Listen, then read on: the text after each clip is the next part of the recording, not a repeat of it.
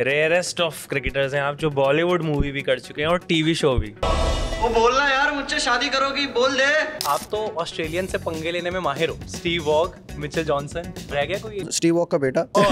Favourite IPL final 17 कभी भी होगा कि 2017 की फाइनल कौन जीता था मुंबई, सबको पता है, लेकिन मोमेंट आएगा वही कि रन आउट वाला। वो रोहित शर्मा का भी सबसे आइकॉनिक सेलिब्रेशन क्या उठा गया। रेयर मोमेंट ये भी पता चला है कि एमएस धोनी फील्डिंग कर रहे हैं और आप कीपिंग कर रहे हो। हाँ, एक मैच कीपिंग कर रहे थे, एक मैच वो कर रहे थे, वैसा क्या आज कीपिंग करनी है नहीं करनी तो आज कर ले, वैसा चल रहा था। What makes Virat Kohli the test captain? एक अलग बीस्ट, और उनके अंडर टीम भी अलग ही निकल के आई थी आप लोगों की, आप जीत के भी आए थे।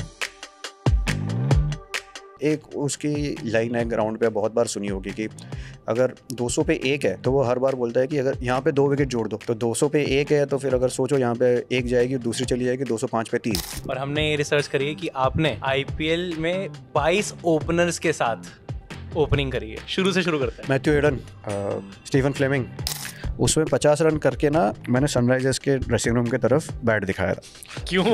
ये क्या बदमाशी? वो तो एक फील्डर इधर लगा ले, इस कॉन्फिडेंस से आया वो तो वापस। ये कौन सा कॉन्फिडेंस है? वो तो ग्राउंड पे थे, उसमें एक्चुअली फील्डर वहाँ लगाने वाला नहीं था, वो दोनों फील्डर कंफ्यूज थे।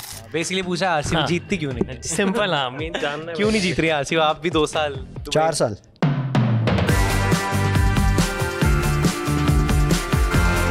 तो ये भी कर रहे थे रिसर्च, तो हमें पता चला कि आप अंडर 19 में कैप्टन थे और उस टीम में इरफान पठान, सुरेश रैना नहीं था। नहीं था? अरे तेरी रिसर्च शुभम, रिसर्चर को निकाल। कौन कौन था? इरफान था, स्टुअर्ट बिन्नी था जो इंडिया खेले, उस बैच से हम 3 ही खेले। फिर बाकी उतना कोई। और आप तो बिस्ला था।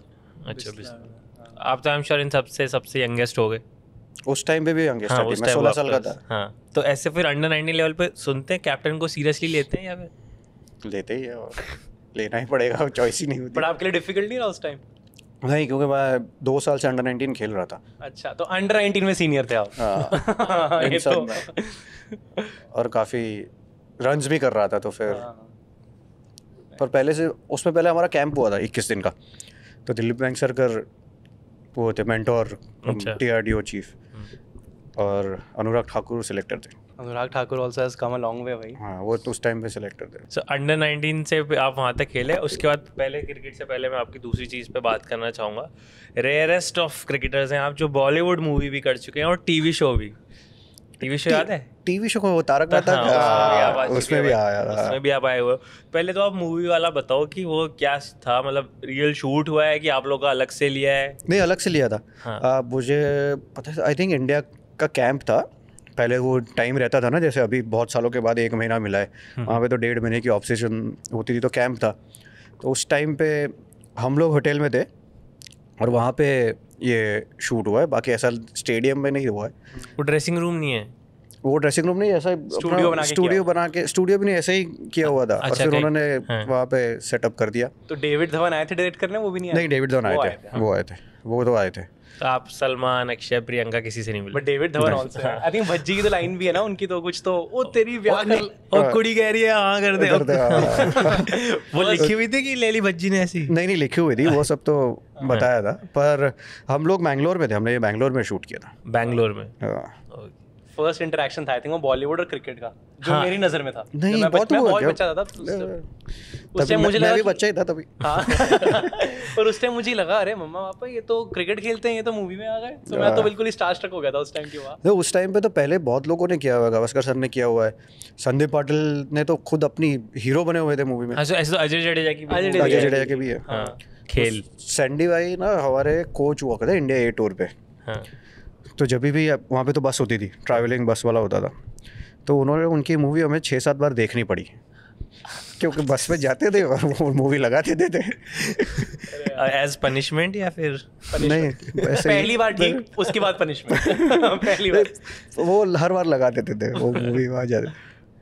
और अभी है कोई ऐसा आपका को कमेंटेटर या जिसके साथ भी आप काम करते हो जो अपना काम ऐसे बहुत फोर्सफुली आपको दिखाता हो? फोर्सफुली तो अभी कोई वैसे दिखाता नहीं है कि ये हुआ है वो हुआ है, लेकिन एक चीज़ है कि मैं आकाश को हमेशा बोलता रहता हूँ कि एक ही टाइम पे वो चुप रहे होंगे जब सो रहे हैं, नहीं या फिर सामने कैमरा होगा या पीछे स्पॉन्सर लगा है, उसके बिना तो बहुत मुश्किल है आकाश चोपड़ा उनका आपने कुछ एक नाम भी रखा हुआ है ऑन एयर जो आप उन्हें बुलाते हो, हाँ, ब्रह्मांड का सबसे बड़ा विकेट टेकर। तो क्या है वो उसके? जब आते हैं तो वो जब आते हैं वो विकेट लेते ही लेते हैं। वो एक अकेला, वो हर बार ऑन एयर मैं बोलता हूँ कि एक लौता बॉलर है जिसने एक भी ओवर नहीं डाला फिर भी 1000 विकेट ले लिए।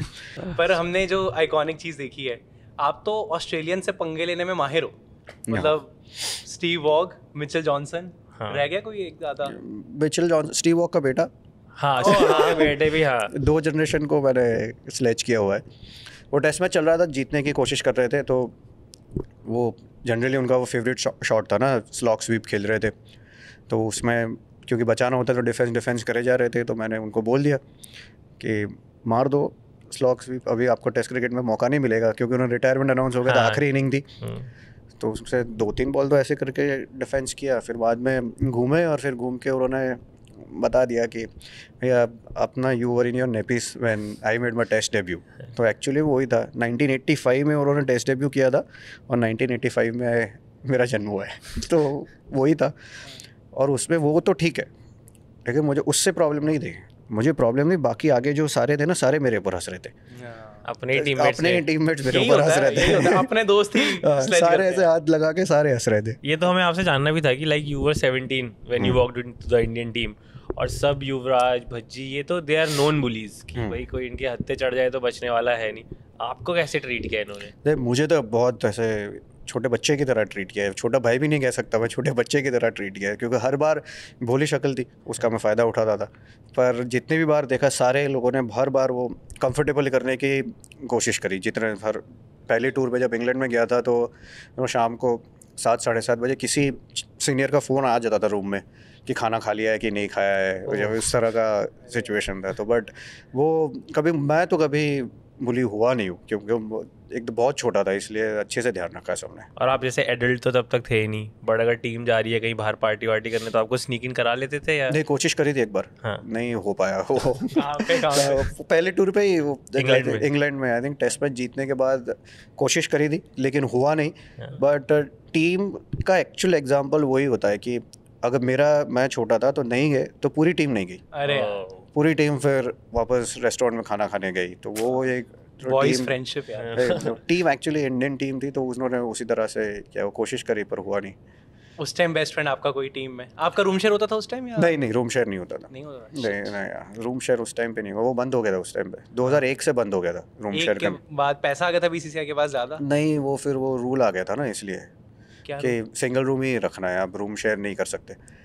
पर वैसा कोई बेस्ट फ्रेंड वैसा उस टाइम तो मैं बहुत छोटा था उस चीज़ में, लेकिन अभी बहुत सारे लोगों के, उस जनरेशन में सारे लोगों के साथ काफ़ी अच्छी दोस्ती है। आशीष नेहरा, ज़हीर खान, युवराज सिंह, अजीत अगरकर, तो वो इरफान बाद में 1 साल के बाद आया, क्योंकि हम अंडर-19 साथ में खेले थे।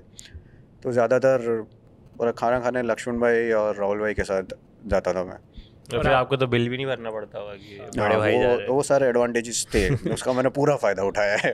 डीए मिलता था उस टाइम भी? हाँ, डीए मिलता था, डीए तो सारा बच रहा था। डीए जिसको नहीं पता, डेली अलाउंस है, हर एक प्लेयर को मिलता है। बीसीसीआई का रूल है कि प्लेयर को आई थिंक 5 to 10,000 सिर्फ खाने पीने पे खर्च कर सकते हो। हाँ, मतलब वो अलग-अलग डिपेंड करता है। उस हाँ। टाइम पे कुछ अलग तरीके का था, अभी पता नहीं कितना होता है, लेकिन उस टाइम पे मेरे पहले टूर पे 50 पाउंड थे एक दिन के। तो ठीक था कि ठीक ठाक वही हुआ भाई 4000। और अगर ये बच गया तो रिफंड नहीं, बच ही जाता, मतलब वो पहले तो वो वैसा नहीं आता था ना कि अभी तो इनवॉइस रेस करनी पड़ती है, वो सारी चीज़ें। अब पहले तो वो सीधा कवर ही आता था। अच्छा। तो अपने जो बच गया वो खुद लेके जाओ। और हमने ये रिसर्च करी है कि आपने आईपीएल में 22 ओपनर्स के साथ ओपनिंग करी है। 22 ओपनिंग पार्टनर्स, मतलब ऐसे क्रिकेट टर्म में कैसनोवा हो 22। ये लड़कों के साथ ओपनिंग करिए तो किस तरह से कैसे मतलब क्रिकेटिंग टर्म्स में, हाँ, तो लड़के ऑप्शन मिलेंगे ना आपको। आपको याद है कितने? आपको याद है? शुरू से शुरू करते हैं। मैथ्यू एडन, स्टीफन फ्लेमिंग, विद्युत श्रीरामकृष्णन। विद्युत, ये नाम था, कुछ और नाम था? विद्युत श्रीरामकृष्णन।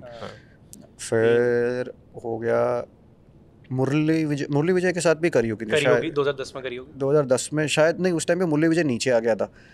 तो ध्यान नहीं आ रहा, मुरली विजय के साथ फिर नहीं करी ये भी हम भी बट आपने मतलब रोहित शर्मा तक के भी साथ किया। रोहित के साथ तो किया है, हेडन से लेके रोहित तक, हेडन, क्रिस गेल भी आ गया बीच में, लैंडल सिमंस। लैंडल सिमंस के साथ तो मेरी बहुत अच्छी बनती है, अभी कल ही हम लोग हाँ, मिले खेल तो रहे ग्राउंड हो। पे खेल रहे हैं साथ में। फिर जॉस बटलर के साथ भी करी है बटलर के साथ एमआई में, तो मतलब काफ़ी सारे बहुत सारी टीमों में, आई थिंक कोहली के साथ भी, विराट के साथ भी करी, उसके साथ भी आरसीबी में काफ़ी साल तक करी हुई। कौन रह गया पूछना चाहिए था हमें। शिखर के साथ बहुत करी है, डेक्कन और सनराइजर्स दोनों। सनराइजर्स पे कौन रह महिला जयवर्धने के साथ भी करी है। सना जसूरिया रह गया शायद। जो ओपनिंग पे वो- आता है। जब तक कोई ओपनर आया है तो वो मेरे साथ ओपनिंग करके ही गया मैंने होगा। पूछा भैया कर लूं मैं। उसके बाद तो फेवरेट आपका ओपनिंग पार्टनर? मेरा फेवरेट ओपनिंग पार्टनर था दो, मैथ्यू एडन और लैंडल सिमंस। मैथ्यू के साथ भी काफी मैथ्यू अच्छी एडन के बात। साथ भी अच्छा रहा। क्या था वो मोंगूस बैट, क्या था वो? हाँ वो पता नहीं, मेरे साइज का लेके आया था, वो कह रहा था कि मेरे साथ वाला इतनी हाइट का है तो फिर उसी का बैट लेके आता हूँ। लेकिन उनका वो एक रिसर्च किया था उन्होंने हाँ। कि वो बैट का हैंडल बड़ा होगा तो फिर शॉट बड़े लग सकते हैं। और जनरली आपने सुना होगा वो कमेंट्री का कि यूज इज लॉन्ग हैंडल के छक्के मारने के लिए, तो बैट ऊपर से पकड़ते हैं, तो उसमें उसके लिए वो कोशिश कर रहे थे। हुआ वो कामयाब हुआ था? नहीं पॉपुलर तो नहीं हुआ। नहीं हुआ, but हाँ। तो फिर वापस उसी मिड सीजन में बड़े बैट पे आ गए? नहीं, मिड सीजन नहीं, पूरा सीजन फिर खेले, पता ध्यान नहीं है क्या, क्योंकि एक इनिंग तो दिल्ली में मुझे याद है कि उन्होंने 80 रन की खेली थी उसी बैट से। फिर उसके बाद पता नहीं कि मिड सीजन आए थे कि नहीं। ड्रेसिंग रूम में माही भाई ने मना नहीं किया क्या है? नहीं, वो तो वो सारी चीज़ों में जब तक रन बन रहा तब तक ठीक है। उनके वो उनकी खासियत वही है कि सबको वो स्पेस देता है अपनी, कि वो घुसते नहीं है कहीं पे भी कि इस तरह से खेलो उस तरह से खेलो। वही, क्योंकि हमें रेयर मोमेंट ये भी पता चला है कि MS धोनी फील्डिंग कर रहे हैं और आप कीपिंग कर रहे हो। हाँ, कौन सा सीएसके का मैच है? ये 2008 में है। 2008 में पहले साल आधे सीजन से मैंने कीपिंग करना स्टार्ट कर दिया था, क्योंकि धोनी को कैलकाटा में उंगली में बॉल लगा था, तो वहाँ पे बीच से मैंने कीपिंग करना स्टार्ट किया था। फिर एंड ऑफ द टूर्नामेंट तक मैंने कीपिंग किया था। 2009 में भी मैंने थोड़े मैचेस, एक मैच कीपिंग कर रहे थे, एक मैच वो कर रहे थे वैसा। फिर उसके बाद तो फिर उसके मूड के ऊपर था कि आज कीपिंग करनी है नहीं करनी तो आज तू कर ले, वैसा चल रहा था। How is he as a fielder? हाँ, ये मेरे से तो बहुत अच्छे थे उसमें। और DRS में आप कैसे कीपर हो? मतलब जैसे अभी पंत का तो हमने कल ही नया क्लिप देखा है जहाँ पे वो रोहित शर्मा को बोल रहा है ले लो ले लो ले लो, और रोहित शर्मा ने फिर गाली भी दी और बोला है कि साले इसके चक्कर में मतलब कभी मैच आएगा भी तो मैं नहीं ले पाऊंगा। हाँ, सो DRS का पहला सीरीज मैं खेला जब DRS आया था। अच्छा, फर्स्ट आया था जब फर्स्ट बार इंडिया ने एक्सेप्ट किया था खेलना। वो श्रीलंका में सीरीज़ था, वो अजिंता मेंडिस वाली सीरीज़ थी, वो सीरीज़ में था। तो उसमें वैसा था कि हमें ऐसा लग रहा था कि अजिंता मेंडिस के सारे बॉल स्टंप में लग रहे हैं, अनिल भाई और बज्जीपा के सारे बॉल ऊपर से जा रहे हैं। और 2-3 बार वैसा हुआ कि कॉट बिहाइंड था, मतलब आउट नहीं था, बट गेम टाइट था, तो अनिल भाई ने गुस्से में वहाँ से मिड ऑफ से ले लिया। अनिल भाई नहीं लगा, करे नहीं लगा है, मैं कीपर हूँ मुझे पता है नहीं लगा है। और उसके बाद फिर मेरा कमबैक हुआ जब, तो अनिल भाई को पता था कि मैं DRS में बहुत ही नकली था। तो जब कमबैक हुआ 2016 में, तब अनिल भाई इंडियन टीम के कोच थे। तो उन्होंने पहला टेस्ट मैच, मतलब सीरीज़ का तीसरा टेस्ट मैच था इंग्लैंड सीरीज़ का मोहाली में, तो एक दिन पहले मुझे आधे घंटे तक का क्लास दिया गया है। अच्छा, हाउ टू यूज DRS कि क्या है। पर उस टाइम पे तो वैसा अंपायर्स कॉल नहीं था, मतलब अंपायर्स कॉल यानी गया, और 80 ओवर के बाद फिर नए 2 मिलते थे। तो उस तरह से उस टाइम पे मुझे बिठा के बाकायदा समझाया गया है कि इसे ऐसे लेना है, ये करना है, वो करना है। Talking of that England series, उसमें तो मतलब आपने 160 ओवर कीपिंग की और फिर आप सीधा ओपन करने आ गए हो।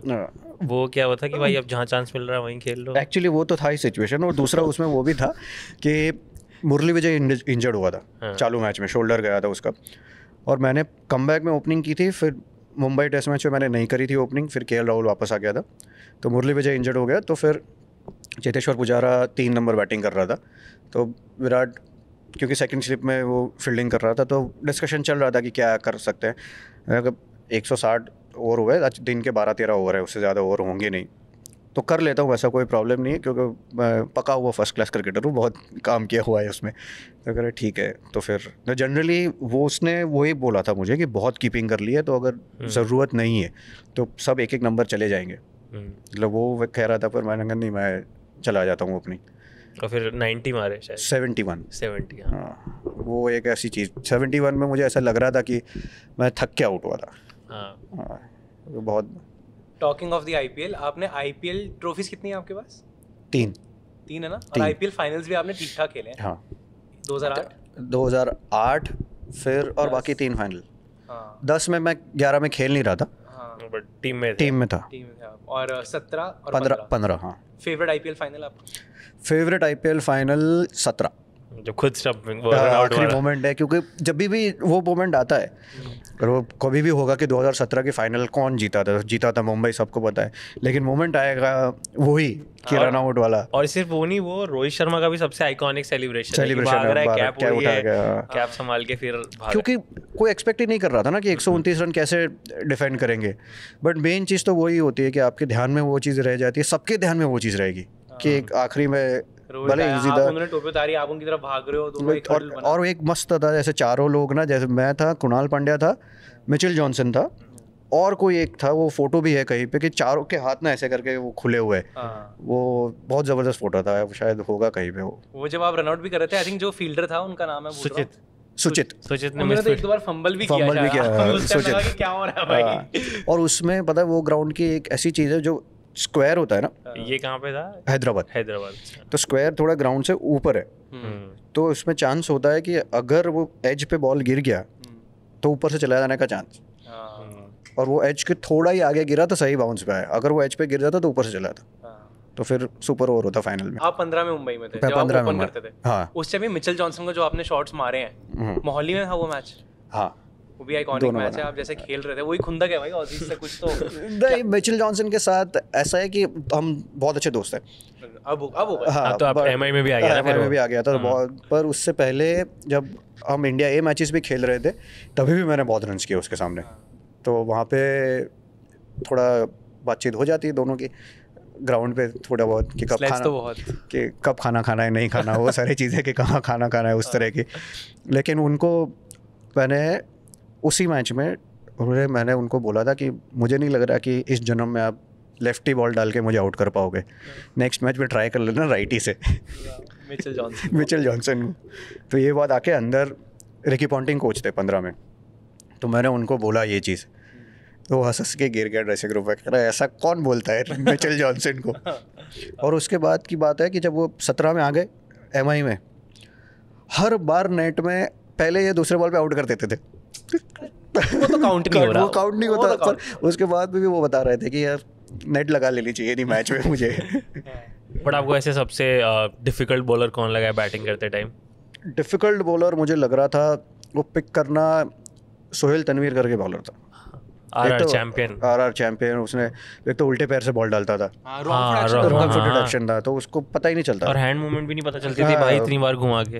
पहली बार मैं खेला उसको RR के अगेंस्ट, फर्स्ट बॉल में आउट हुआ, फिर उसके बाद उसी साल फाइनल, तो उसने पहला बॉल वापस पैड में मारा, मुझे लगा था मैं आउट था, लेकिन अंपायर ने नॉट आउट दिया था, तो कहाँ से बॉल जा रही थी, कैसे जाती थी, पता ही नहीं चल रहा था। पर उस आईपीएल की भी एक बात बताओ, अब चेन्नई की ड्रीम टीम थी और ऐसा था कि माही भाई जीत के ही आए थे 2007 का वर्ल्ड कप, तो जब चेन्नई सुपर किंग्स फाइनल, सबको ही लग रहा था कि चेन्नई ही जीतेगा क्योंकि टीम ही आप लोगों की ऐसी थी, वो हार गए, तो उसके बाद ड्रेसिंग रूम का माहौल क्या था? ये वो हार भी कैसे, मतलब Chennai was the stronger team. हाँ, पर राजस्थान उस सीजन बहुत अच्छा खेल रहा था, वो सबसे अच्छा राजस्थान खेल रहा था। हाँ, टॉप पे तो लीडिंग विकेट टेकर तो सोहेल तनवीर था, पर उस टाइम पे ऑरेंज कैप किसकी? ऑरेंज का शॉन मार्श पहले सीजन पर। राजस्थान ने आई थिंक 14 में से 12 या ऐसे मैचेस जीते थे उस साल, बट हम लोग वही रहता है, धोनी का क्या, हार गए क्या करेंगे, हमने एफर्ट मारा पूरा, और वैसे आखिरी में मिसफील्ड भी मैंने ही करी थी, उसमें वो बाय का 1 रन जो गया था वो मेरा ही था। तो एक ट्रॉफी कीपिंग कर रहे थे, फील्डिंग कीपिंग कर रहा था, और वो मिड ऑन पे खड़े थे, धोनी मिड ऑन पे खड़ा था। मुझे याद है। ऑक्शन से पहले आपका कोई ऐसा फेवरेट टीम थी या आप जिससे पिक होना चाह रहे थे? नहीं, मेरे ऐसी कोई थी नहीं, पर मैंने मुंबई से लेके डाउनवर्ड सारी टीमें कवर करी है। हाँ, नहीं गुजरात से नहीं खेला मैं, गुजरात लायंस नहीं था मैं उस टाइम पे, कोची टस्कस था, वो ऑरेंज वाला ड्रेस ना मिक्स हो गया, वही सेम ड्रेस है दोनों का। सो इसलिए मुंबई, फिर चेन्नई, मैंगलोर, हैदराबाद, दोनों डेक्कन और SRH, और कोची। तो मतलब साउथ की सारी, मुंबई से लेके सारा एरिया कवर किया है। फेवरेट ड्रेसिंग रूम कौन सा आपका? मेरा favourite dressing room Mumbai Indians और चेन्नई, वो दोनों dressing room. What do they do different? I think preparation level और वो बहुत सारी चीज़ें हैं। Mumbai is like winning driven dressing room कि आपको उस तरह की तैयारी रहती है, उस तरह का सपोर्ट स्टाफ रहता है, सारी चीज़ें ना आपको ऐसा लगता है कि आपको एक जैसे जमाई की तरह रखते हैं कि बहुत ट्रीट बहुत अच्छे से करते हैं, सारी चीज़ें फैसिलिटीज़ बहुत अच्छी होती है। और चेन्नई का एक वो है कि उनकी टीम ऑलरेडी जैसे इंडिया सीमेंट्स की टीम 35 साल से चल रही थी, तो फिर उनको पता है कि कभी हार सकते हैं, जीत सकते हैं, तो बैलेंस एटमॉस्फेयर रखते हैं। वो एक उनका बहुत बड़ा प्लस पॉइंट है। और वो प्लस पॉइंट धोनी का भी है कि वो भी वो जेल होता है वो फिलोसॉफी के साथ कि बैलेंस एटमॉस्फेयर, खुद भी वैसा बंदा है और वो एटमॉस्फेयर भी ओनर्स भी उस तरह से रखने को चाह रहे थे, तो फिर वो बहुत बड़ा प्लस है। आपने मुंबई इंडियंस के लिए स्काउट भी किया है 2020 में, 2 साल किया। 2 साल। How was that journey? और कोई प्लेयर जो स्काउटिंग ऐसा होता है कि एक अकेले बंदे की वो चीज़ नहीं होती, वो एक होता है वो आप मैचेस देखने जाते हो और उसमें से आप प्लेयर रेकमेंड करते हो, फिर 4-5 और स्काउट होते हैं, वो फिर डिसाइड करते हैं, फिर फिल्टर होता है और एक फिर कोच को दिखाते हैं, कैप्टन को दिखाते हैं, फिर आखिरी में ऑक्शन में अगर आप लकी हो तो फिर आपको प्लेयर मिल जाता है। लेकिन फिर आप एक बंदे की वो चीज़ नहीं हो सकती। लेकिन स्काउटिंग करना वो एक ऐसा है कि आप नज़रिया सबका अलग अलग होता है। जैसे हम तीनों लोग मैच देख सकते हैं बैठ के, अब तो सारी टीमें स्काउट कर रही थी, तो मैं अलग तरीके से देखता हूँ, आप अलग तरीके से देखोगे। टीम की उस टाइम पे रिक्वायरमेंट क्या होती है, वो सारी चीज़ों पे भी बहुत फ़र्क पड़ता है।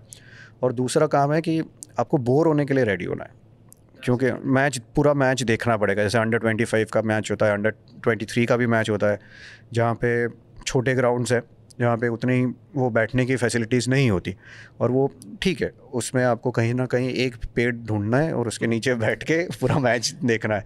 तो वो सारे चैलेंजेस आपको ज़रूर फेस करने होते हैं। लेकिन मज़ा अलग है कि अगर आपने किसी प्लेयर को देखा है, प्लेयर फिर वो नाम बनाता है, तो उसका सेटिस्फेक्शन। आपका है ऐसे कोई प्लेयर?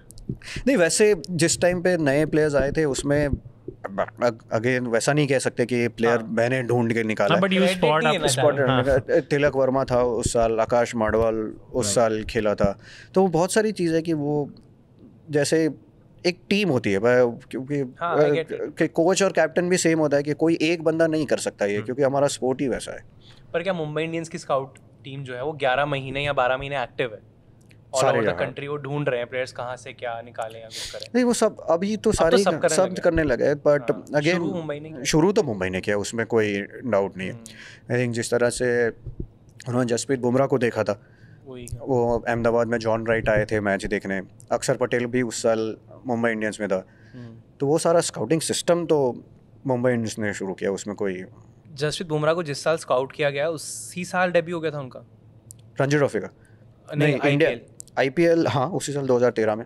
13 में मैंने देखा था सहवाग को बॉल डाली थी उन्होंने तब। 13 में उसने पहला विकेट उसका विराट कोहली का, ये मुझे याद है। हाँ, उसमें 2-3 मैच ही खेला था, लेकिन उसी साल डेब्यू हो गया था उसका।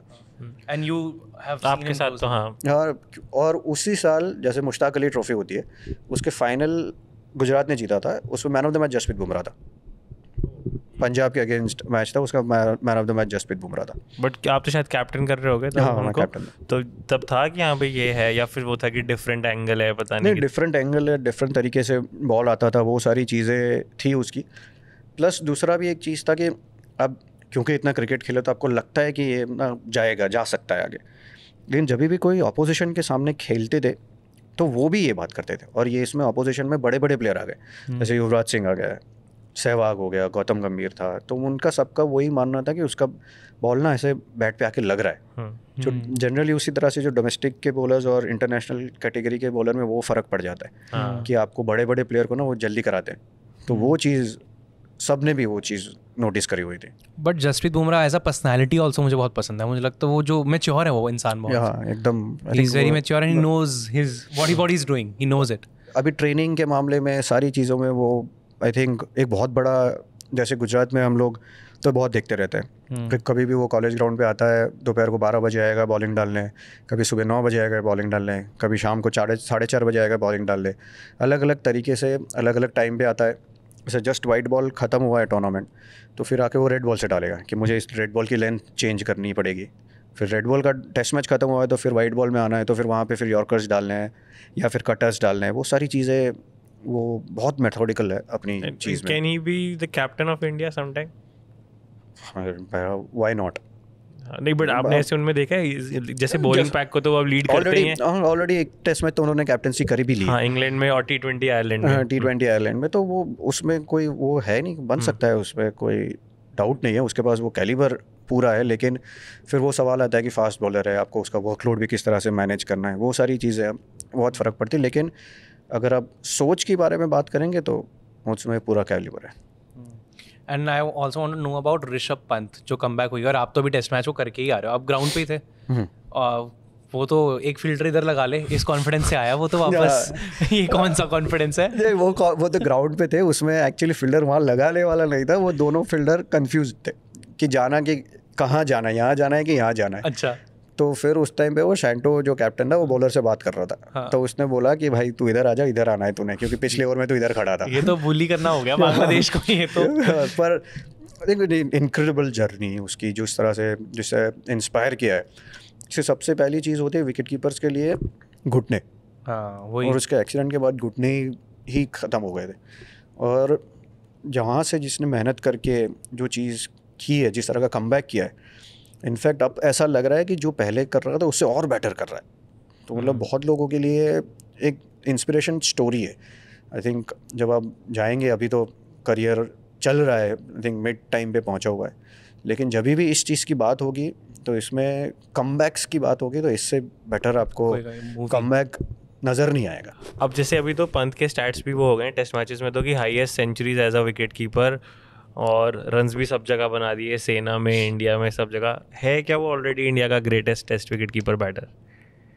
स्टैट वाइज तो है, बाकी 100% अभी तो ऐसा बनेगा, उसमें कोई डाउट नहीं है। जब मैं पिछला शो भी कर रहा था, जब कमेंट्री कर रहा था, तब मैंने कहा था कि मुझे लग रहा है कि वो कम से कम 20 टेस्ट सेंचुरी बनाएगा, वैसा लग रहा है। और जिस तरह से वो बैटिंग कर रहा है, इस टेस्ट मैच में आपको अलग ऋषभ पंत देखने को मिला कि टाइम लिया, डिफेंस कर रहा था, रिस्पेक्ट दे रहा था, नहीं तो फिर आके ठक ठक ठक ठक मार के 100 करके फिर। पर without a doubt as a batter तो कोई डाउट नहीं है।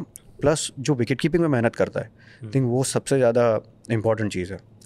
क्योंकि बहुत बार आप एक इंडियन टीम का ना पहले एक सिस्टम है कि जब आप कोई पहले विकेट कीपर पिक करते हैं तो बैटिंग के कैलिबर पे विकेट कीपर को पिक करते हैं, और ड्रॉप करते हैं तो विकेट कीपिंग पे ड्रॉप होता है प्लेयर ज़्यादातर।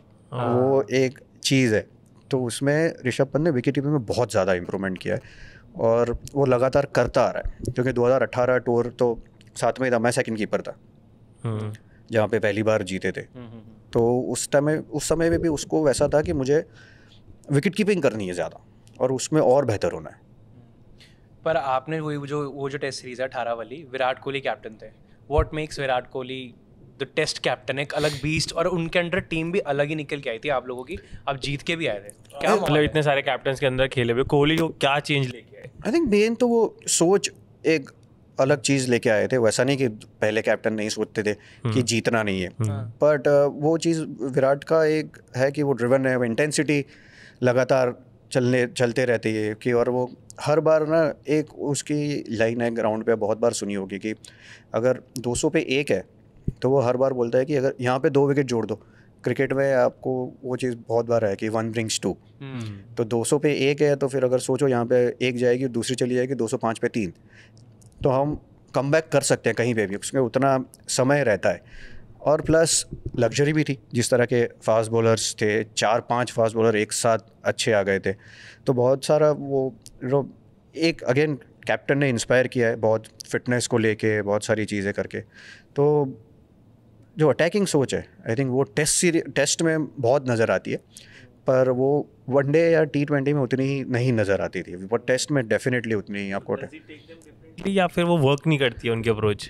नहीं, वहाँ पे वैसे अप्रोच तो वही रहती है, लेकिन मैं बहुत बार ये डिस्कशन होता है कि टेस्ट में थोड़ा समय रहता है तो आपके पास वो थोड़ा ना कमबैक करने का टाइम मिल जाता है।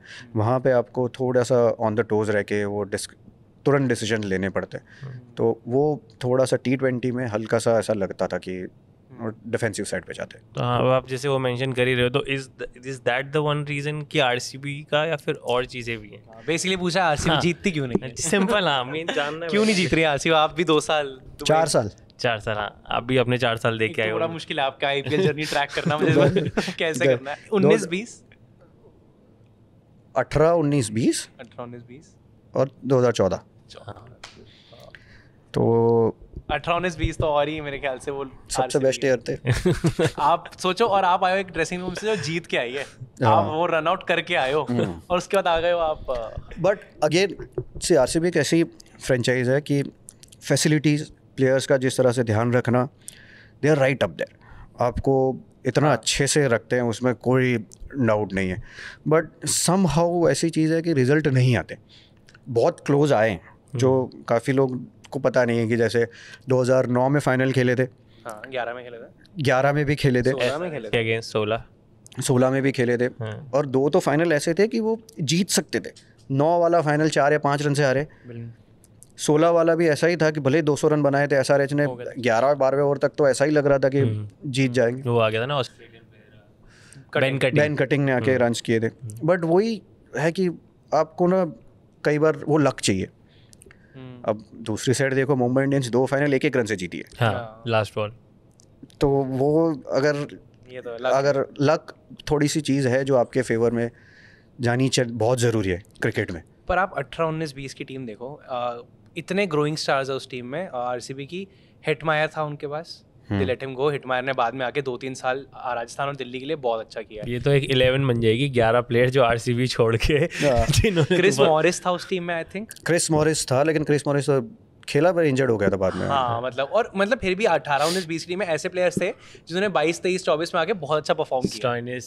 स्टॉइनिस LSG से 100 मार रहा हो तो उससे भी बड़ा जिस नाम की ज़्यादा चर्चा नहीं होती वो है शिवम दुबे।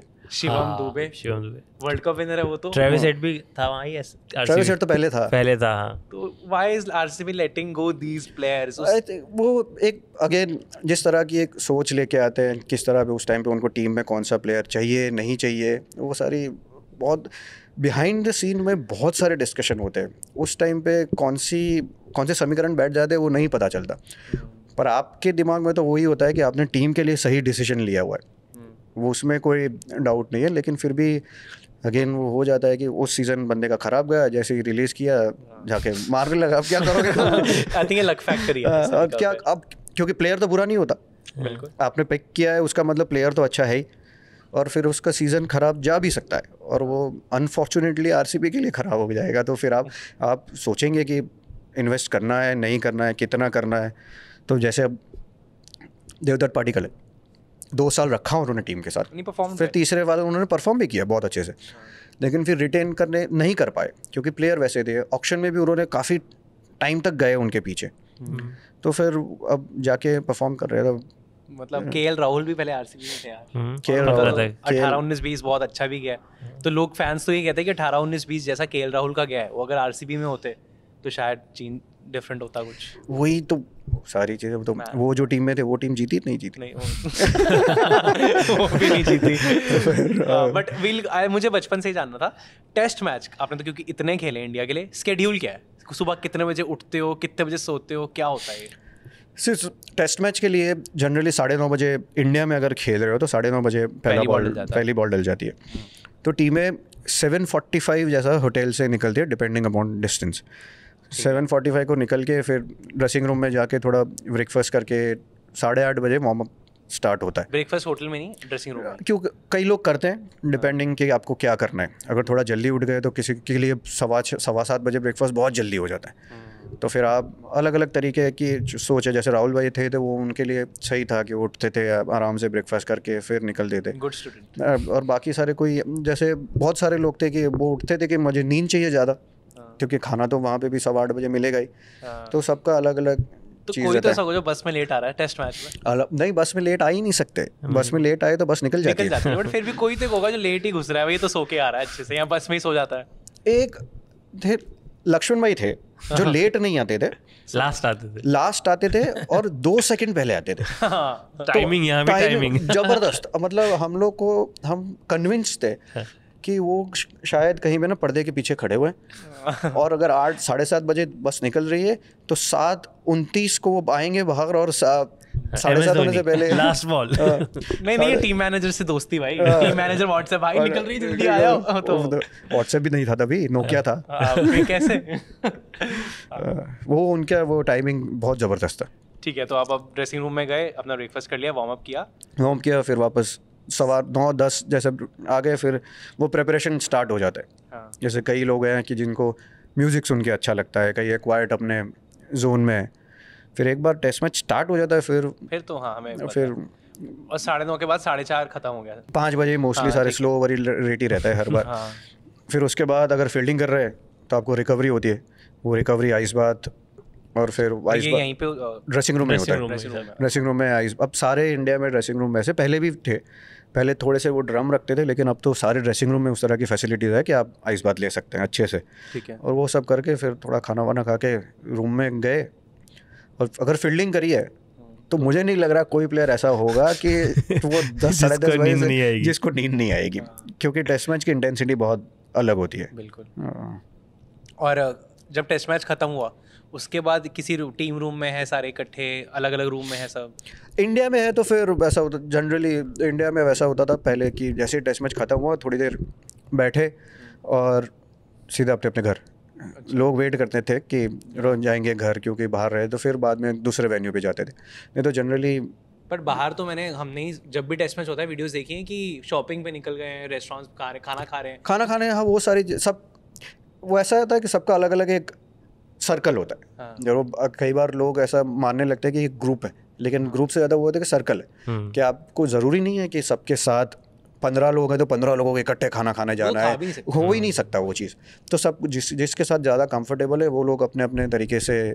आपका सर्कल क्या था? हाँ। मैं, राहुल भाई, अनिल भाई और लक्ष्मण भाई, हम स्टूडेंट्स भाई तो। हम 4 लोग ज़्यादा। शुरुआत में वो था, फिर चेंज हो गया, आशीष नेहरा, जहीर खान, युवराज सिंह, वैसा वाला सेक्शन ए से सेक्शन डी भाई सीधा ही जंप मारा आपने। पर ये मुझे जानना है कि अब जो आपको जो बेस्ट लगता है सिटी और कंट्री टूर के लिए कौन सी है? ये टूर करने के लिए मेरे लिए इंग्लैंड सबसे बेस्ट था। तो रन भी अच्छे बने आप। हाँ, रन्स भी बनते हैं। दूसरी वो चीज़ होती है कि आपको फ्लाइट नहीं लेनी होती। हाँ, डायरेक्ट आप पहुंच गए वहाँ पे। फिर एक तो बस होती थी, बस में आपका सारा 2 घंटे 2.5 घंटे में यहाँ से वहाँ पहुँच जाते थे। तो एक भी फ़्लाइट नहीं लेनी होती, तो आराम से वो फिर, और टीम बॉन्डिंग भी बहुत बढ़िया होता है। जा रहे बस में एक साथ जा रहे हैं तो वो। बाकी ऑस्ट्रेलिया जाओ तो फिर फ़्लाइट लेनी है, कम बैक वो 2.5-3 घंटे की फ़्लाइटें होती थी। अब सिडनी से पर्थ चले गए तो टाइम डिफरेंस, एक बार बहुत मुश्किल से जेट लेग जाता था, वो जेट लेग आ जाता था पर्थ में वापस जाओ तो, क्योंकि वो भी 4 घंटे का डिफरेंस हो जाता था। जगह बहुत अच्छी है, उसमें कोई डाउट नहीं, लेकिन इंग्लैंड वो आपको मज़ा आता है कि सेटल लो जैसा। एक IPL टीम है कोची टस्कर्स, उसके पैसे आए कि नहीं आए? नहीं उसमें नहीं, एक्चुअली में वैसा चीज़ है कि है पर पैसे दे नहीं सकते, प्रॉब्लम है, क्योंकि कोर्ट का केस चल रहा है। अच्छा, तो पैसे नहीं आए हैं? पैसे नहीं आए, अरे क्योंकि तो ट्वीट ही कर दिया था, किसने किया था? किसी फॉरेन प्लेयर ने तो डाल दिया था। नहीं, बहुत लोगों ने किया है, वैसा नहीं है, हमने इन्वेस्ट किया है। मैं उस तरीके से देखता हूँ कि जब आएगा तो ब्याज के साथ आएंगे, क्योंकि ये टेक्निकल चीज़ है जो शायद उन लोगों को नहीं पता है, इसलिए वो उस चीज़ को इतना वो दे रहे हैं। आई थिंक और किसी ने भी बोला है कि नहीं आए पर नहीं दे सकते। अच्छा, लीगली नहीं दे सकते, प्रॉब्लम वो है। कहीं मुझे लगा टीम की परफॉर्मेंस भी उस साल थोड़ी सी, लेकिन इनको उतनी बुरी नहीं थी। हाँ, उतनी बुरी नहीं थी। आखिरी मैच चेन्नई को हरा देते तो क्वालिफाई कर रहे थे। तो किसकी बुरी थी उस साल? आई थिंक PWI की बहुत बुरी थी उस साल। कोची की परफॉर्मेंस बहुत तगड़ी टीम थी। कौन कौन था उस टीम में?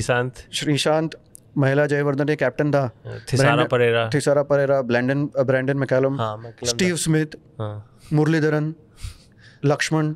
और आपका ओपनिंग पार्टनर यहाँ पे? वहाँ पे मैं नीचे बैटिंग करता था। अच्छा, ये टीम भी आइकॉनिक टीम थी। ये टीम भी आइकॉनिक थी, मतलब सोचो कैसी टीम होगी कि मैं नीचे बैटिंग कर रहा था। हाँ। और इस टीम की कोई स्टोरीज बढ़िया, क्योंकि इस टीम में तो मुझे लग रहा है कि कोई ऐसे इंडियन श्रीशांत हो गया, श्रीशांत था, मुरलीधरन साथ तो खेलने आरपी सिंह, पर ऐसे आरपी सिंह भी था। फिर बहुत सारे ऐसे नोन प्लेयर थे कि जो अच्छे प्लेयर्स थे, काफी अच्छे। Who was the captain? महिला कैप्टन था। और महिला जयवर्धन मुंबई इंडियंस में जाके कोचिंग भी जब करी तब आप स्काउट थे? पहले खेला, हाँ। उसके बाद स्काउटिंग। How was he? उनको क्योंकि वी हैव सीन उन्होंने भी मुंबई इंडियंस को बहुत अलग लेवल पे लेके गए। मतलब टेक्निकली इज वेरी स्मार्ट। एक उनका डॉक्यूमेंट्री का मुझे सीन भी याद है कि वो जो MI की डॉक्यूमेंट्री है नेटफ्लिक्स पे, वो तो डांट वाट देते हैं पूरा। मतलब वो तो काम आपको करना भी पड़ता है ना, कि कोच का वही एक चीज़ होती है सबसे इम्पोर्टेंट, कि आपको वो कैरेक्टर समझना चाहिए उस प्लेयर का, कि किसको आप अच्छे से मतलब डांट के आप समझा सकते हो, या किसी को आप धीरे से समझा के उससे काम निकलवाओ। बेसिक आइडिया है कि काम निकलवाना है, तो वो तभी होता है जब आप टाइम स्पेंड करते हो। तो ये सारे कोचेस वही करते हैं, पर technically is smart. We were talking to a player और उन्होंने बोला है कि इंडिया में ना 100 अगर 100 लोग खेल रहे हैं क्रिकेट तो सिर्फ एक ही आगे पहुंचता है, 99 पीछे रह जाते हैं। और हम स्टोरी भी सिर्फ एक की आगे आती है, 99 की नहीं आती है। ऐसा कोई प्लेयर अंडररेटेड आपके टाइम के, आपकी नज़र में, जो अंडररेटेड ही रह गया या आगे नहीं आ पाया, who could not make it big? जैसे मैं हमें एक उनको बोल रहा था कि मनीष पांडे, आई थिंक कि he was great. Manish Pandey, हाँ, फिर भी मतलब वो इंडिया तो खेल गए IPL सेंचुरी है। हाँ। तो मुझे लग रहा था जैसे वो सारी चीज़ें होती है अंडर 19 लेवल पे होती है, तो मुझे ऐसा लग रहा था कि मनविंदर बिस्ला एक ऐसा प्लेयर था कि जब हम अंडर 19 खेल रहे थे तभी वो ऐसा लग रहा था कि ये कभी ना अभी खेलेगा इंडिया। तो उनका फिर बाद में वो एक फाइनल में बहुत तगड़ी बैटिंग करी, सेंचुरी नहीं करी, 95 ही नहीं, 80 वाले थे कुछ। अच्छा, 80 थे। जिताया था, मैन ऑफ द मैच हुए थे। बट वो एक प्लेयर वैसा था कि मुझे लग रहा था कि वो एक अलग, किस तरह से वो नहीं खेल पाया। What went wrong?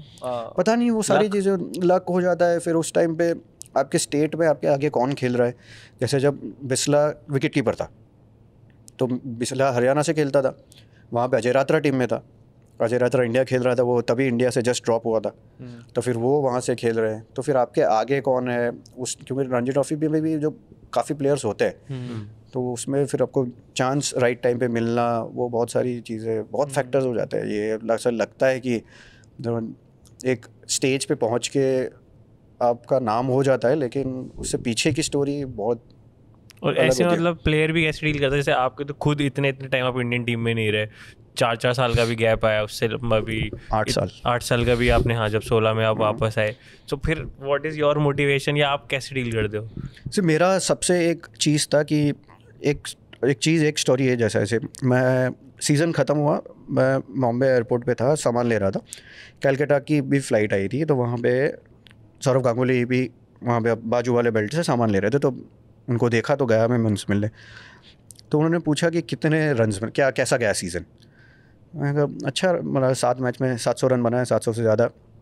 उन्होंने एक बहुत अच्छी बात बोली मुझे, कहा कि ये तो तू हर साल करता है, पर अगर तुझे कमबैक करना है तो फिर तेरी टीम को जिताना पड़ेगा, टीम जीतेगी तो तुझे और ज़्यादा दिखेगा तू।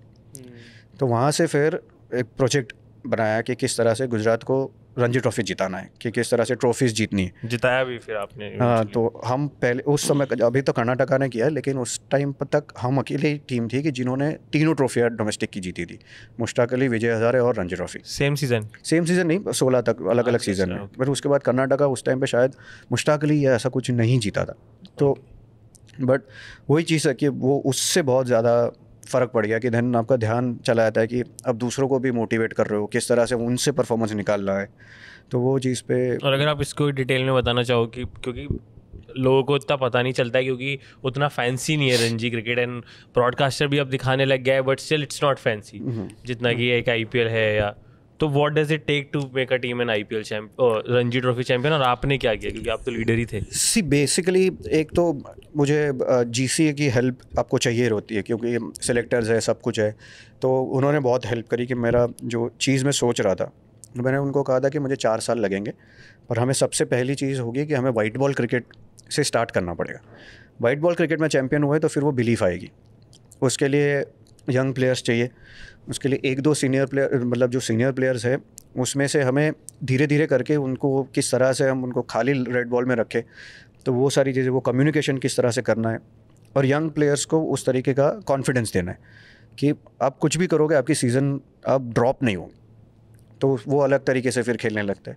एंड सेम चीज़ उनको जानने की मैंने बहुत कोशिश करी कि हर प्लेयर का बैकग्राउंड, शाम को रूम में बुला के 2-2 लोगों को कि फैमिली क्या करती है, क्या सिचुएशन है, वो सारी, तो मुझे पता चलने लगा कि मैं किस तरह से इनसे बात कर सकता हूँ, मैं किस तरह की उनसे कि मुझे किसी को डांटना है, जो चीज़ पहले बताई कि इसको डांटना है या फिर उसको अच्छे से बात करनी है, क्योंकि कई लोग घबरा जाते हैं अगर आपने डांट दिया तो वो चीज़ हुई। और उसके बाद में प्लेयर्स भी लकी थे कि जसप्रीत बुमराह जैसा प्लेयर आया, अक्षर पटेल जैसा प्लेयर आया, प्रियांक पंचाल जो ऑलमोस्ट वो तो टेस्ट स्क्वाड में भी पहुंच गए थे, वो तो प्लेयर्स भी बहुत अच्छे अच्छे आने लगे।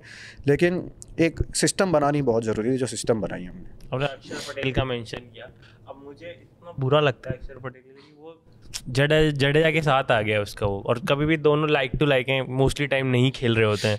और अभी तो मुझे तो एट टाइम्स लगता है कि अक्षर पटेल ज़्यादा बेटर है। जो आईपीएल में जो इस तरह की हिटिंग चल रही है, पर्पल पैच चल रहा है अक्षर पटेल का, he is doing nothing wrong. कैसे उनको टीम में लाएं, मतलब उनके प्राइम ईयर्स मुझे तो लग रहा है वेस्ट हो रहे हैं। नहीं, पर फिर क्या कर सकते हो, जब रविंद्र जडेजा भी टेस्ट क्रिकेट में तो कुछ खराब कर ही नहीं रहे, कुछ नहीं, वो भी अच्छा ही कर रहे हैं। अभी ये टेस्ट मैच में जिस तरह से उन्होंने बैटिंग करी, बॉलिंग डाल रहे हैं, तो आपको आपके पास चॉइस नहीं है, आपको फिर वेट करना ही पड़ेगा। लेकिन एक चीज़ वो अच्छी चीज़ जो अगेन बिहाइंड द सीन चलती है कि जब अक्षर पटेल को मौका मिलता है वो परफॉर्म करते हैं। सो दैट मीन्स वो तैयार रहते हैं, वो प्रिपरेशन उनका सही चलता है। अगर आप उसी चीज़ पे चलते रहोगे कि यार आगे ये खेल रहा है और कोई खेल रहा है, मुझे मौका नहीं मिल रहा, तो फिर वो सल्किंग आपको नेगेटिव एनर्जी की तरफ लेके जाती है ज़्यादा।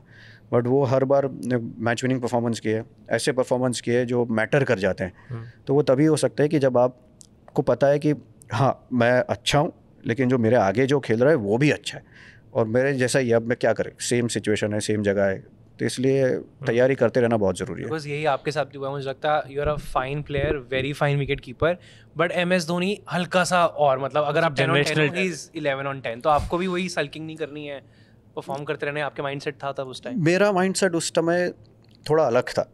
एक तो चीज़ वो है कि मैं वो चीज़ नहीं मानता हूँ कि MS धोनी की वजह से मेरा करियर आगे नहीं बढ़ा, क्योंकि मैं जब टीम में था पहला मौका मेरे पास था और मेरा परफॉर्मेंस नहीं हुआ, तो मतलब वहाँ पे मेरा ऑस्ट्रेलिया सीरीज़ अच्छा नहीं हुआ, विकेट कीपिंग अच्छा नहीं हुआ, तब जाके मेरे बाद दिनेश कार्तिक खेले, तो फिर उसमें तो वो चीज़ आती ही नहीं ना कहीं पे कि अगर जिस तरह से अगर जैसे रविंद्र जडेजा परफॉर्म करते आ रहे हैं, अगर मैं परफॉर्म करते रहता तो फिर मौका मुझे मिलता, उस तरीके की चीज़ है। तो फिर वो आपको उस चीज़ से सोचना आपके ऊपर है कि आपको सिंपैथी चाहिए या आपको चीज़ वो चाहिए कि आप क्या सोच रहे हो, तो मेरा यही मानना था। और जब आपका फिर कम बैक हुआ टेस्ट क्रिकेट में 8 साल बाद, 8 साल बाद, तो वो जो आया फिर एक जर्सी आई जब रूम में, वो चकते मोमेंट आया, कितनी जाते नहीं, वो एक अलग मोमेंट होता है कि उसमें आपको लगता है कि कम बैक करना मुश्किल है, बहुत मुश्किल है, और इतने टाइम बाद, क्योंकि कम बैक में आपको बहुत सारी चीज़ें, एक तो एक स्कार लेके भी जाते हो अपने साथ कि आप ड्रॉप हुए थे, उस समय परफॉर्मेंस अच्छा नहीं था, तो फिर से वो क्वेश्चन आता है आपके दिमाग में कि क्या मैं इस जगह पे बिलोंग करता हूँ, क्या मैं अच्छा परफॉर्मेंस कर पाऊँगा कि नहीं कर पाऊँगा, भले ही आप कितने भी प्रिपेयर हो, लेकिन जब तक उतरते नहीं तब तक बहुत सारे क्वेश्चंस आते हैं उसे।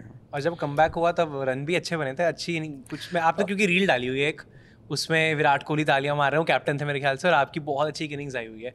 हाँ, वो इंग्लैंड सीरीज में, पहले सीरीज़ में ही, जैसे पहले टेस्ट मैच में ही एक्चुअली सेकंड इनिंग में हम 110 चेस कर रहे थे, जैसे मैंने 67 नॉट आउट किया था 40-50 बॉल में, तेज कर दिया, तभी विराट सामने था, तो वो उसमें पहली इनिंग में भी 41 किया था मैंने, और उसी सीरीज़ में वो 71 तीसरे टेस्ट मैच में भी किया था। तो हाउ डिड यू फील? सब पुराने कलीग्स, अगर मैं कहूँ आपके जो टीम मेंबर्स, उनका फ़ोन आया, मैसेज आया, कोई बात तो होती रहती थी सबके लिए, वो चीज़ तो थी, और सबसे एक कंफर्ट था कि अनिल भाई कोच थे, विराट के साथ भी बहुत क्रिकेट खेला हुआ था, वहाँ पे प्लेयर्स भी जैसे रविंद्र जडेजा थे, तो बहुत सारे लोग थे कि ड्रेसिंग रूम में आपको, और उनको भी पता है कि IPL की वजह से ना एक चीज़, वो डिस्टेंस थोड़ा या फिर बहुत कम हो गया है कि आप टाइम स्पेंड करते रहते हो प्लेयर्स के साथ।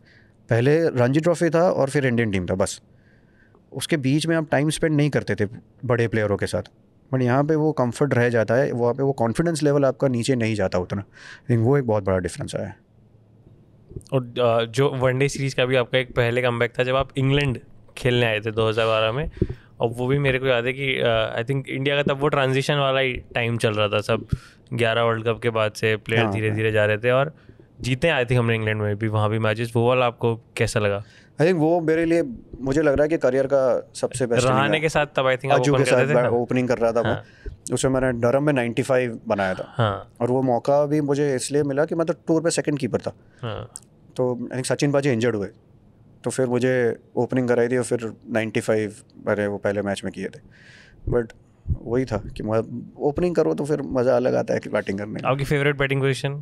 वही है, दो तरीके से, एक तो फील्ड ऊपर रहती है और उसके बाद जब 6 ओवर ख़त्म हो जाता है या फिर पावर प्ले ख़त्म हो जाता है फिर छक्के मार नहीं सकता, उतनी ताकत है नहीं तो फिर इसलिए आपको बेस्ट पोजीशन वही है। तो मैं तो वही सोचता था कि अगर पावर प्ले में अगर मुझे 50 रन बनाने हैं T20 में 30 बॉल में, तो पावर प्ले में मुझे 35 पे पहुंचना पड़ेगा, तो इसलिए पहले बॉल से मारने लगता। जो भी गेस्ट आता है हम उनसे यही पूछ रहे हैं अभी कि BGT की प्रेडिक्शन क्या है, क्योंकि ऑस्ट्रेलिया की जो टीम अभी दिख रही है वो तो ऐसी दिख रही है कि तो रोज रात को बैठता है बल्ला लेके हाँ कि आज किसको ओपनर वाला वही। पर वैसे देखा है तो पिछले सीरीज में भी उनकी टीम ऑलमोस्ट यही थी, हेजलवुड था। पर वो गलती एक बार करता है इंसान, 2 बार शायद ना करे। 2 बार कर दी उन्होंने 18 में भी, तो अब तीसरी बार भी। अपनी टीम तो है, देखो अपनी तो उस टाइम पे तो अपनी टीम ही नहीं थी। क्यों नट्टू खेला, no disrespect to anyone, Natarajan फिर वॉशी, और उस टूर पे अगर सारे होते इंजर्ड नहीं होते तो ये नहीं खेलते। नवदीप सैनी तो वो नहीं खेलते उस, अगर सारे इंजर्ड नहीं होते तो उस टीम को जीतना, विराट भी नहीं था पहले टेस्ट मैच के बाद, अज्जू कैप्टन था, अच्छा करेगी बट 3-2 ड्रॉ टेस्ट में नहीं होगा एक। हाँ, ड्रॉ तो किसके फेवर में 3-2? इंडिया के फेवर में। अच्छा उसमें क्योंकि ये अच्छा टेस्ट मैच, अच्छा सीरीज होगा, शायद बारिश हो जाए तो बात अलग है, लेकिन ड्रॉ तो नहीं होता। ड्रॉ तो अब होंगी भी नहीं, आई थिंक सबकी बहुत मुश्किल है कि जैसे सिडनी में वो ड्रॉ हो गया था, वही बारिश थी इसलिए, बाकी ड्रॉ बहुत मुश्किल है क्योंकि क्रिकेट बहुत अब तेजी से चल रहा है। और कौन कौन होगा इंडिया का हीरो? जसप्रीत बुमराह तो एक है ही, कोई बैटर शाइन करेगा? जसप्रीत बुमराह प्लस दूसरी चीज़ है, जैसे अभी हम बात कर रहे थे कि शुभमन गिल, वो उस टाइम पे और अभी में बहुत कॉन्फिडेंस में बहुत बड़ा डिफरेंस होगा। वहाँ पे ओपन कर रहे थे, अभी 3 नंबर पे बैटिंग कर रहे हैं। लेकिन यशस्वी जायसवाल के लिए वो बहुत बड़ी टूर है, क्योंकि जैसे बात करते हैं कि एकदम ही बहुत ही टैलेंटेड है, जो कि है वो, बट वो आपको स्टैम्प तभी लगता है ना कि जब आप अच्छे बाहर जाके परफॉर्म करो, तो उनके लिए वो बहुत बड़ा मौका है ये। तो अब आते हैं उस रील पे जो आपने भी डाली हुई है, और आप लोग बाहर ऑफ कैमरा मैंने पूछा तो मायामी में पार्टी हो रही थी भाई, यॉट में, तो हॉटीज एट 40 वीडियो है वो सारी उसमें कौन कौन है रील पे? आप वो बज्जू पाए, आई थिंक ओझा है, प्रज्ञान ओझा, प्रवीण कुमार है शायद, नॉट श्योर। अगर किसी का वाईफाई आ रहा तो चेक करियो भाई, भारती पटेल सर की नीचे आई थिंक प्रवीण कुमार भी है, आरपी सिंह भी था। तो कहाँ पार्टी हो रही थी, कहाँ? अरे हम लोग लास्ट ईयर वो खेलने गए थे, जैसे ये लेजेंड्स लीग है ना, हम लोग T10 मास्टर्स खेलने गए थे। ठीक है, तो फिर अब तो थोड़ा ही वो थोड़ा सीरियसली हम लोग ऑफ डे में ही गए थे, मैच छोड़ के तो गए नहीं थे। आपका प्रेफर्ड रोल क्या है, ऐसे कमेंट्री, स्काउटिंग या फिर कोचिंग? अभी एक्चुअली मतलब मुझे लग रहा है कि मैं बीच में खड़ा हूँ, कि मैं ढूंढ रहा हूँ कि मैं क्या, मुझे कौन हूँ मैं, रणबीर कपूर ऑफ क्रिकेट कि मुझे क्या एक्चुअली में चाहिए। अभी मुझे कमेंट्री करने में बहुत मज़ा आ रहा है, उसमें आई थिंक वो मुझे लग रहा है कि वो एक ब्रॉडकास्टिंग का एक मज़ा अलग है। फिर कोचिंग भी मैंने करी हुई है, तो उसमें भी मैंने लेवल 2 कोचिंग भी पास करी हुई है, कोचिंग कोर्स भी। स्काउटिंग एक ऐसी चीज़ है, वो एक आपको उसके लिए बहुत मन बनाना पड़ेगा कि रेगुलर स्काउट बनने के लिए, कि वो थोड़ा सा मेहनत का काम है, जो कि अभी मुझे करनी है कि नहीं वो मुझे नहीं पता। बट आई थिंक कोचिंग और कमेंट्री के बीच में अभी चल रहा है मामला, तो मुझे लग रहा है दोनों करूँगा। पर आपका फेवरेट को कमेंटेटर? मज़ा आता है इसके साथ? मुझे आकाश चोपड़ा के साथ बहुत मज़ा आता है, क्योंकि वो चुप ही नहीं होते, आप कह रहे हो, तो ईजी जाता है अपने लिए। नहीं चुप ही नहीं होते, और फिर वो भी चीज़ है कि उनके साथ फिर अब वो बैंटर भी चल सकता है ना। कि वो आपके लिए वो ज़रूरी है कि बहुत सारे लोग हैं, दोस्त है, सब कुछ है, लेकिन ऑन एयर अब बहुत सारी चीज़ें बोल जाते हो, तो साथ वाला ऑफेंड नहीं होना चाहिए। कि अगर मजाक कर रहे हो तो आप मजाक तो करोगे, तो किसी की मजाक करोगे तो वो तो होगा ही, बट वो ऑन एयर जाएगा सबके सामने तो ऑफेंड नहीं होना, वो बहुत इम्पोर्टेंट। कमेंट्री में ये भी ना कि आप बायस्ड नहीं हो सकते, पर आप एक मैच में कमेंट्री कर रहे थे जो मैं बहुत ध्यान से देख रहा था, इस साल CSK versus RCB iconic match, आप थे उसमें, आप बिल्कुल फाइनल बॉल में भी थे शायद आप, तो who were you supporting? Lal T shirt पहन के गया था मैं, RCB को सपोर्ट कर रहा था। एक्चुअली इस साल मैंने जियो सिनेमा पे जब सबको लग रहा था कि RCB क्वालिफाई नहीं करेगा, तब मैं कैलकुलेशन लेके गया था, वहाँ पे होगी क्लिप वो, अच्छा, कि RCB को कितने रिजल्ट अपने फेवर में चाहिए और कितने मैचेस उनको जीतने तो वो क्वालिफाई करेंगे। विल जैक्स के आने से पहले आपने बोल दिया था कि ये जा सकते हैं। बहुत पहले मैंने बोला था। तो आपने ये मैसेज विराट को भेजा नहीं भेजा कि देख भाई? मैं अपना काम कर रहा था, मैंने पूरा वो चीज़ करी थी। इनफैक्ट वो मैच के लिए मैंने साबा भाई को बोला था कि मैं तो आरसीबी सपोर्ट कर रहा हूँ, मैं रेड टी शर्ट पहन के आऊँगा, और उस पर मैंने रेड टी शर्ट भी पहनी है। और साबा भाई को बोला था कि आपको येलो पहन के आना पड़ेगा, येलो टी शर्ट, अगर आप नहीं पहनोगे तो फिर मैं भी एक एक्स्ट्रा लेके आऊँगा आपके लिए। तो वो नहीं आए थे, उनको येलो टी शर्ट पहनाई थी मैंने कि आप पहनो येलो टी शर्ट, आप सीएसके को सपोर्ट कर रहे थे। बट वो कैलकुलेशन बहुत तगड़ा था। तो मतलब आई थिंक 20 या 21 रिजल्ट उनके फेवर में जाने चाहिए थे। मतलब दूसरी टीम के भी, अपनी टीम को तो जीतना है और रन रेट भी देखना है। तो सारी चीज़ें एक साथ होना, ये मेरे ख्याल से one of the biggest comebacks होगा। जैसे मुंबई इंडियंस ने 5 पहले हार के 2014 में किया, तो कई बार कर चुकी। 13 में तो बहुत अच्छा किया था। 13 में तो चैंपियन ही बन गए। 13 में तो चैंपियन बन गए। 13 में तो कमबैक वाला काम नहीं था, 13 में तो कर रहे थे 2-3 हार के। रोहित शर्मा बीच में कैप्टन। हाँ, तो मतलब ठीक ठाक चल रहा था, 50-50 चल रहा था। 2014 में 5 मैच हारे, उसके बाद चैंपियन हुए। 15 में पहले 4 हारे, फिर नंबर 1 पे फिनिश किया। 14 में केकेआर हारी थी, वही आई थिंक कंफ्यूज हो रहा है। केकेआर हार के कमबैक हुई थी, केकेआर जीती थी। केकेआर जीती थी, लेकिन 14 में अच्छा मुंबई इंडियंस जीती नहीं, क्वालिफाई करी। जो मैच की बात है वो आदित्य तरे ने वो क्वालिफाई किया और जीते। केकेआर ने भी वही किया कि 5 नहीं शायद 6-7 हार गए और फिर सारे जीते। हाँ, 15 में वैसा था मुंबई इंडियंस का कि 8 में से 7 जीतने थे और वो 7 जीते। और उसमें जो एक मैच हारे थे उसमें विराट कोहली और एबी डिविलियर्स ने जो मारा था, दोपहर का मैच था, 233 रन मारे थे। आप थे उस मैच में? क्या हो रहा था वो मैच? तो अगर आइकॉनिक आईपीएल मैच लगा निकालो, मारे ही जा रहे थे वो। वानखेड़े में था, वानखेड़े में था, दिन का मैच। पता ही नहीं चल रहा था, मारे ही जा रहे थे। और पूछा नहीं आपने कि क्या हो रहा है? एबी डिविलियर्स तो कहीं भी पैर रख के बस छक्के पे छक्के हो रहे थे। 235 है, उसने 133 रन बनाए थे, विराट ने 80 कुछ नॉट आउट किया था। क्रिमिनल बैशिंग थी वो बहुत ऐसी विकेट मिल जाए वानखेड़े जैसी, तो फिर डिविलियर्स की कुछ वीकनेस है, कुछ तरीका है उसे आउट करने का? कोई तरीका नहीं, खाली उसको बोल सकते हैं कि फाइनल मैच है या नॉकआउट मैच है, तो फिर कुछ हो सकता है। ये अब इसकी क्लिप कटने वाली है, आप देखो अब। मतलब वही चीज़ है, प्लेयर है तगड़ा, ऐसा नहीं कि प्रेशर में किस तरह से परफॉर्म करते हैं, वो चीज़ है। पर आपके 3 आइकॉनिक मैचेस जो आपको याद हो कि इसमें तो ऐसा हो गया कि वाह, कि ड्रेसिंग रूम में जाके भी बात हुई हो, आपको याद हो कि ये तो मेरे फेवरेट 3 मैचेस हैं?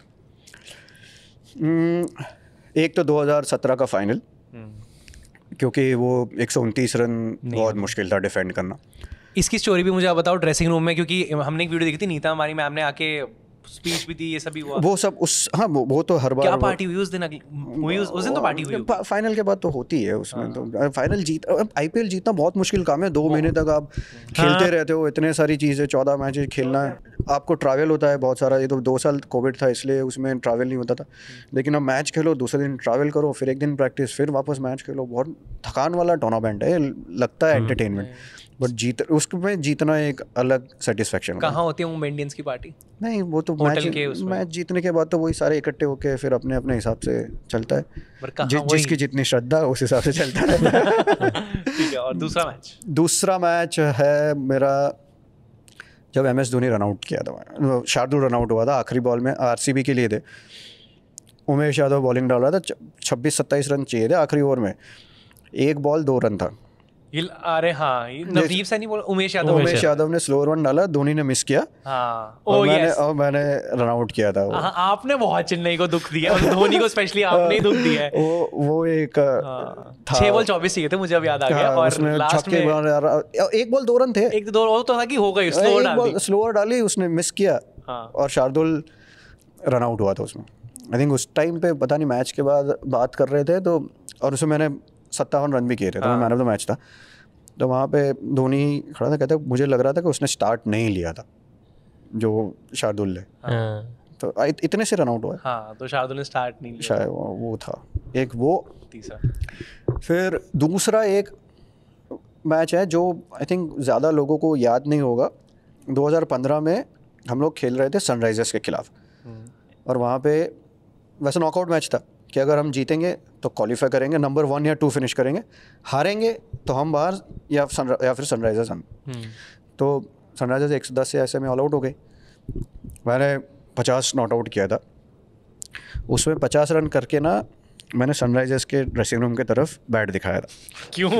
ये क्या बदमाशी ये है? तो पार्थिव पटेल, पीक पार्थिव पटेल। हाँ, क्योंकि अब मैं बताता हूँ उस पर, क्योंकि उसमें उससे पहले के साल में सनराइजर्स में था। अच्छा, ओ नहीं, सनराइजर्स थे एक आप? साल पहले सनराइजर्स में था हाँ, और मैं उस टीम में हाईएस्ट रन स्कोरर था।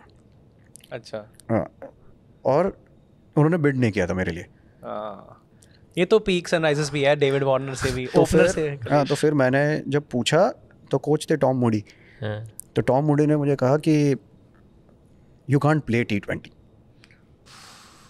तो इसलिए मैंने उस साइड पे दिखाया बैट। तो जब वापस आया तो पॉल चैपमैन और रिकी पॉन्टिंग दोनों थे, दोनों ऑस्ट्रेलियन वहाँ पे ड्रेसिंग। तो उन्होंने कहा कि ये क्या किया तूने, कि ताली हम बजा रहे थे, तूने दिखाया उधर। फिर मैंने बताया कि इसलिए ये किया था मैंने।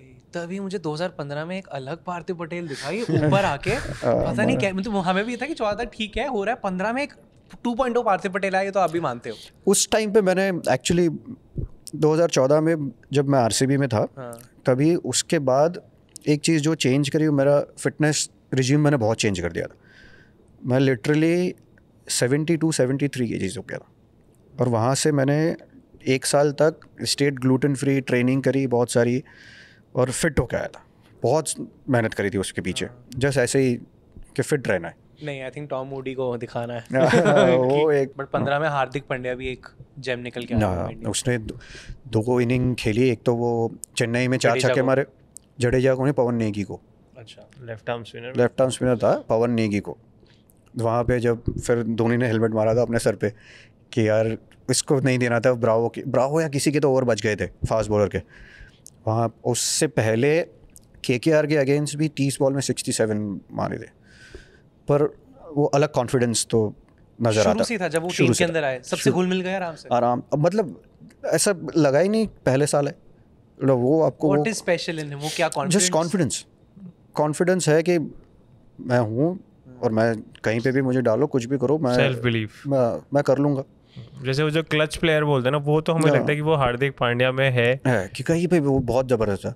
3 नंबर बैटिंग भी कर ली, नया बॉल भी डाल दूंगा, फील्डिंग में भी इधर उधर कूदूंगा, सब सारे काम कर लूँगा। ड्रेसिंग रूम में माहौल भी लाइट, ड्रेसिंग रूम में माहौल भी लाइट, सब कुछ।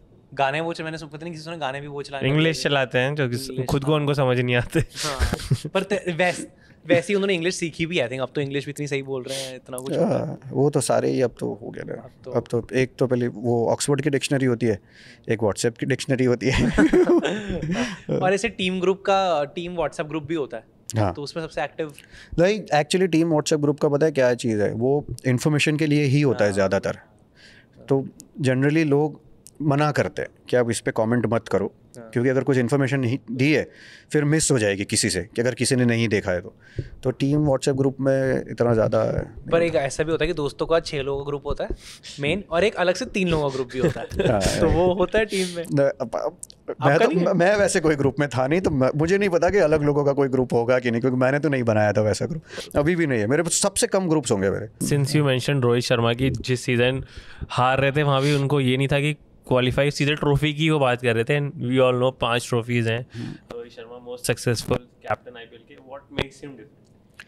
सेम चीज़ वही कि आई थिंक वो उनकी बहुत सारी सिमिलरिटीज़ है कि प्लेयर को वो स्पेस देते हैं, कॉन्फिडेंस देते हैं, और कम्युनिकेशन बहुत सिंपल है। वो तो दिखता ही है ग्राउंड कि there is no grey area in Rohit Sharma, कि आपको देखेंगे तो कि या तो ये ब्लैक है या वाइट। वो आई थिंक वो बहुत ज़्यादा मैटर कर जाता है, क्योंकि आप वो प्लेयर कभी कंफ्यूज स्टेट ऑफ माइंड में नहीं नज़र आएगा, क्योंकि कैप्टन का मैसेज ही आपको उस तरह से आ रहा है। तो फिर उसमें आप अच्छा कर गए तो आपको पता है कि टीम जीत जाएगी। कई बार आप नहीं भी कर पाते, लेकिन एटलीस्ट मैसेजिंग में कन्फ्यूजन कभी नहीं नज़र आती। Do you remember any conversation with him जब आप सनराइजर्स से मुंबई में आए थे? कि मेरा वही था, सेम प्लान था। उन्होंने बहुत सारे लोग अलग अलग कह रहे थे कि सेट हो जाए तो फिर लंबा खेलना है, ये वो। तो लोगों का अपने हिसाब से खेलो, कि गोल है कि पहले 6 ओवर में रन्स करने, उसके बाद में जो बॉलर को लगे उसको मार सकता है, नहीं लगे तो मत मार, बाकी सिंपल रखना है। और अब तो और मैं बहुत खेला हूँ उसके साथ पहले भी। वो जब एक्चुअली देवधर ट्रॉफी शुरुआत में अंडर 19 वर्ल्ड कप खेल के आया था, तो मैं कैप्टन था वेस्ट जोन का, और उसने उदयपुर में 143 किया था नॉर्थ जोन के अगेंस्ट। ये सेम मैच जो हमें विजय लोकपल्ली सर जो बता रहे थे। उदयपुर में 3 नंबर, बहुत मतलब वहाँ से था पता चल गया था कि किस तरह का प्लेयर है। उसके बाद तुरंत हम इंडिया ए टूर किए थे, ऑस्ट्रेलिया, वहाँ भी बहुत तगड़ी बैटिंग करी। फिर गए हम जिम्बाब्वे, केन्या, तो मतलब बहुत सारा क्रिकेट इंडिया ए और वैसे वेस्ट जोन के लिए हम साथ में बहुत क्रिकेट खेले हुए हैं। आपने जॉस बटलर के साथ भी ओपनिंग करी है, और वो जब कर रहे थे तब वो इतने बने नहीं थे, लेकिन अब over the period of time Jos Buttler is the Jos Buttler की T20 वाइट बॉल का बेस्ट बैटर है। I think Suryakumar Yadav और जॉस बटलर दो, पर हाँ, तभी भी मारते तो थे, हम दोनों मिल के मारते थे काफ़ी। दोनों वही तो, आप दोनों की ओपनिंग पार्टनरशिप बहुत सही हो रही थी। तो उस टाइम मिड वीक मतलब बीच में क्या बात होती थी, जॉस से ऑफ सीजन क्या बात होती थी? जनरली वही था कि आप को पता होना चाहिए, मुझे लगता है कि ओपनिंग इज़ अबाउट केमिस्ट्री, कि आपको पता होना चाहिए कि अगर अपने पार्टनर से आज बॉल नहीं लग रहा है, और अगर जिस दिन लग रहा है तो आप सोचो कि उसको ज़्यादा से ज़्यादा स्ट्राइक कैसे दे, और अगर जिस दिन उसके शॉट नहीं लग रहे तो फिर आप अपने पास स्ट्राइक लेके आप कैसे स्टेप अप कर रहे हो, वो बहुत ज़रूरी होता था।